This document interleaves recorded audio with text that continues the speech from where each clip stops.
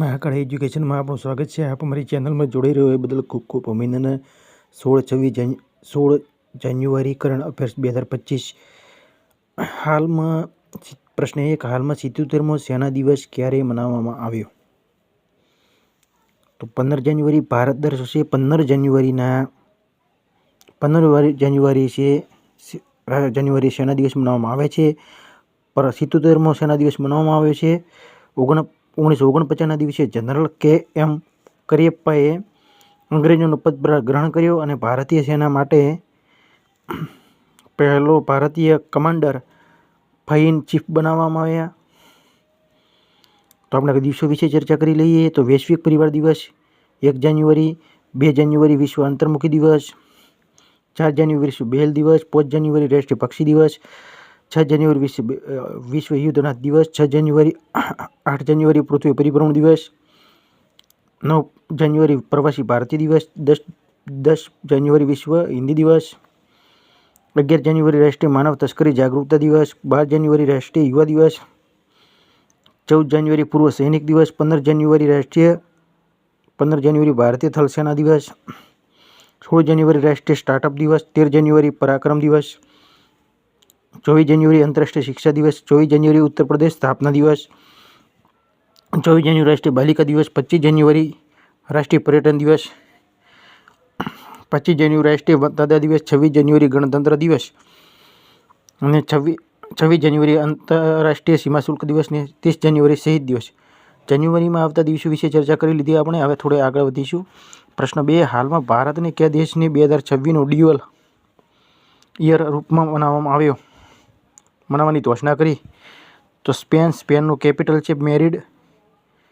Currency છે euro. PM છે Pedro Sanchez. પ્રશ્ન 3, હાલમાં કયું રાજ્ય સરકાર ઇમરજન્સી સમયમાં જેલમાં ગયેલા લોકોને પેન્શન આપશે? તો ઓડિશા સરકાર 14 જાન્યુઆરીના 1975-77માં આપતકાળ લાગુ થયો હતો અને જેલમાં ગયેલા લોકોને 20,000 રૂપિયા માસિક પેન્શન આપશે.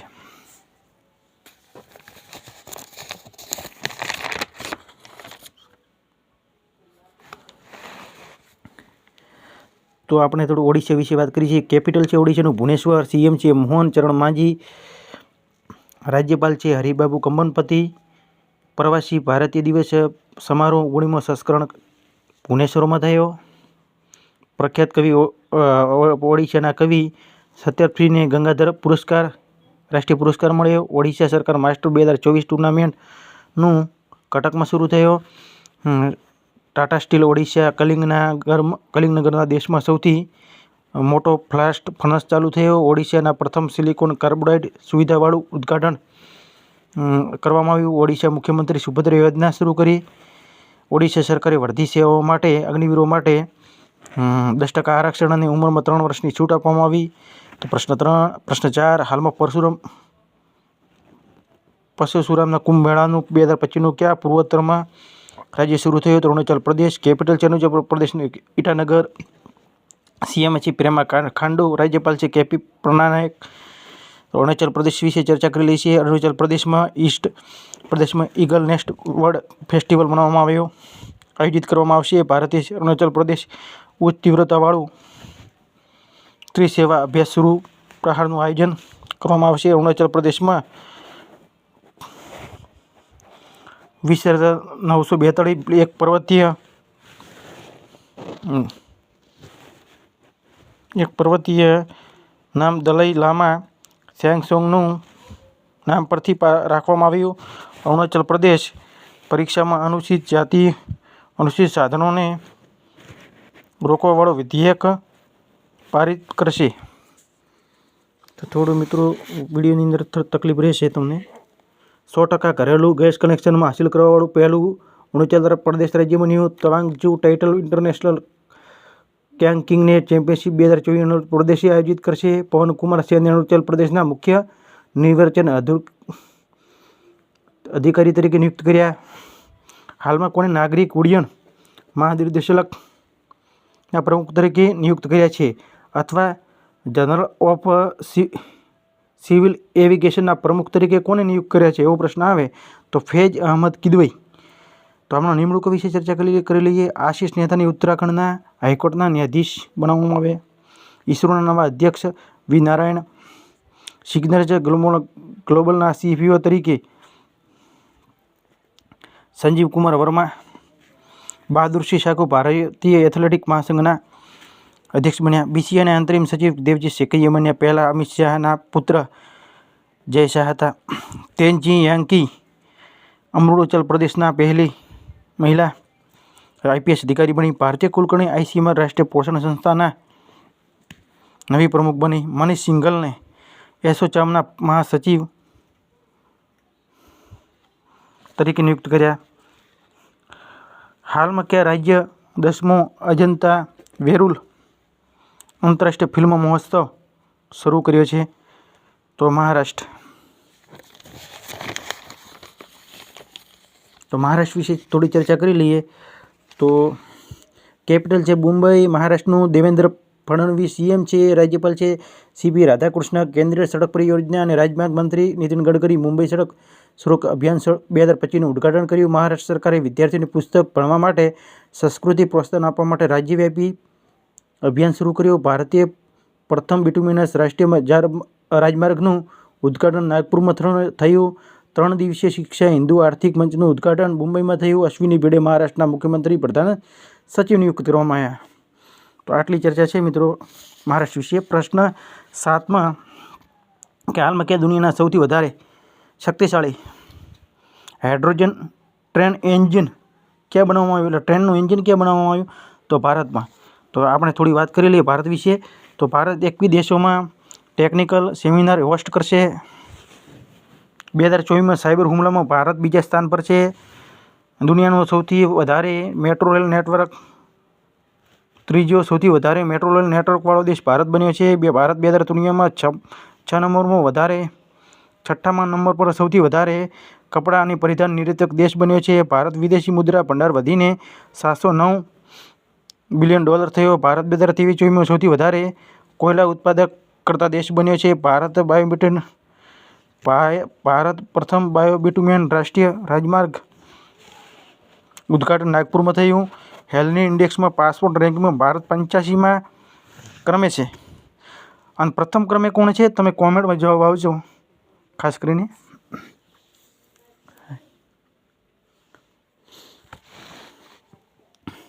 પ્રશ્ન 8 હાલમાં કયા માવેશિયાનો ઉત્સવ કનુમાં મનાવવામાં આવ્યો? તો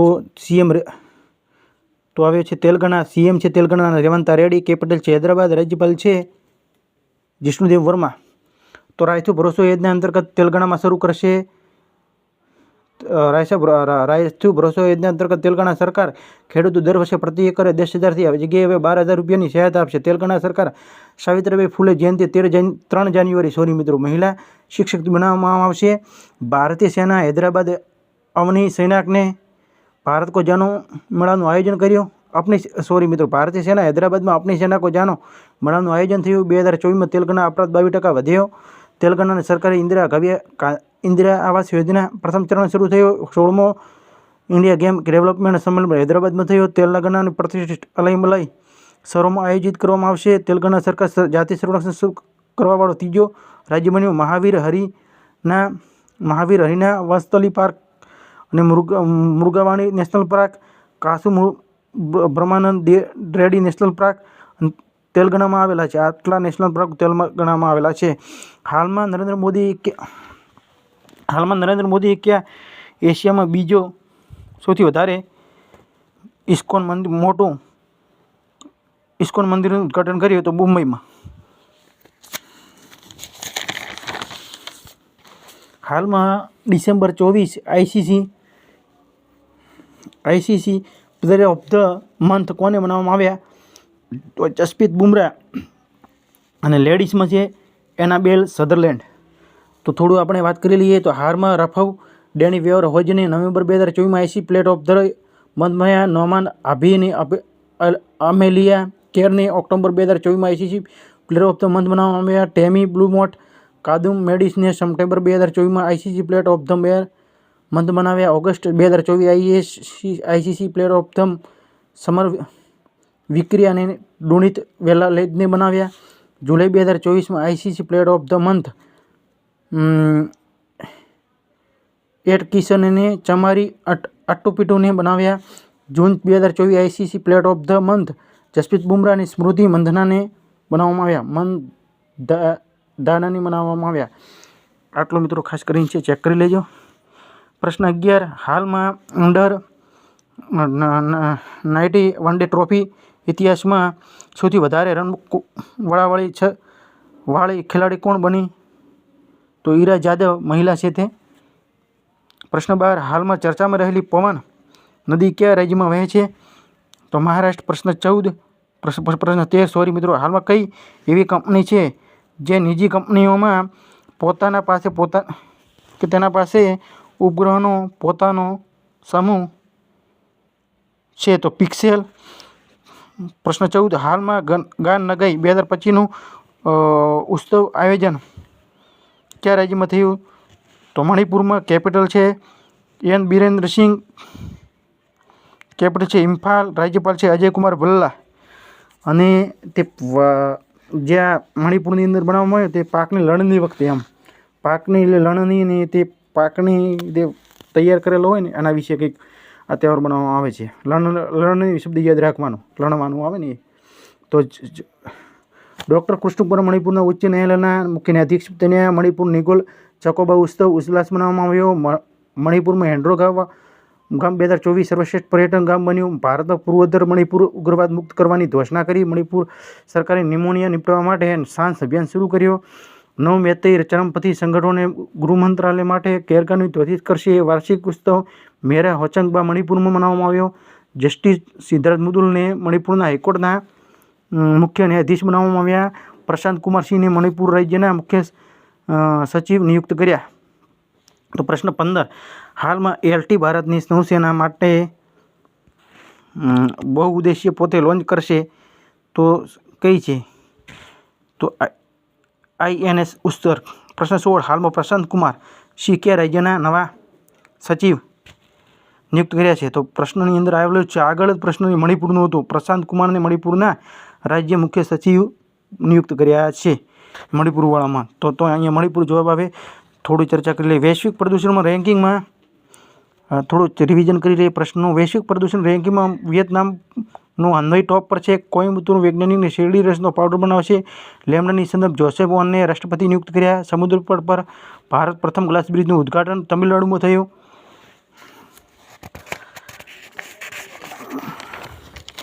અને અસમના હાથીઓની સંખ્યા વધીને 5719 થી 5828 થઈ.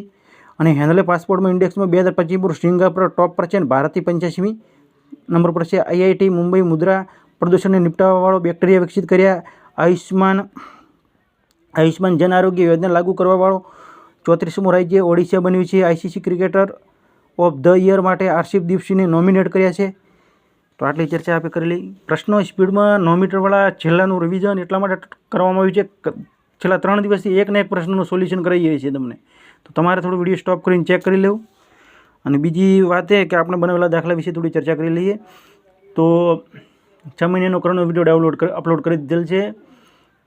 અમેરિકાના પૂર્વ વડાપ્રધાન મનમોહન સિંહ વિશે વિડીયો બનાવેલ છે, તે ચેક કરી લેજો. અને ખાસ કરીને રતન તાતા વિશે વિડીયો બનાવેલો ચેક કરી લેજો. બંધારણના વિડીયો અપલોડ કરી દીધેલ છે. વિવિધ રાજ્યોનું બંધારણ કઈ સાલમાં કેટલું પૂછાયેલું છે તે વિશે પણ વિડીયો અપલોડ કરી દીધેલ છે. યુટ્યુબ પર સર્ચ કરજો મહાકાળી એજ્યુકેશન. અને ખાસ કરીને ગુજરાતનું મંત્રીમંડળ ભારતના પદાધિકારીઓ વિશે વિડીયો બનાવેલ દીધેલ છે, ચેક કરી લેજો. અને ખાસ કરીને STI પેપર સોલ્યુશન અને કંડક્ટર પેપર સોલ્યુશન આ વિડીયો બનાવી દીધેલ છે, તો ચેક કરી લેજો તમે. અને મહાકાળી એજ્યુકેશનથી તરફથી તમને ખૂબ અભિનંદન. અને આવનારી પરીક્ષાની અંદર તમે સફળ થાવ તેવી મારી શુભેચ્છા. અને દોડની ચાલુ થઈ ગઈ છે તેમાં પણ તમે સફળ થાવ તેવી અમારી શુભેચ્છા. આ સાથે ફરી મળીશું નવા વિડીયો સાથે. હાશ.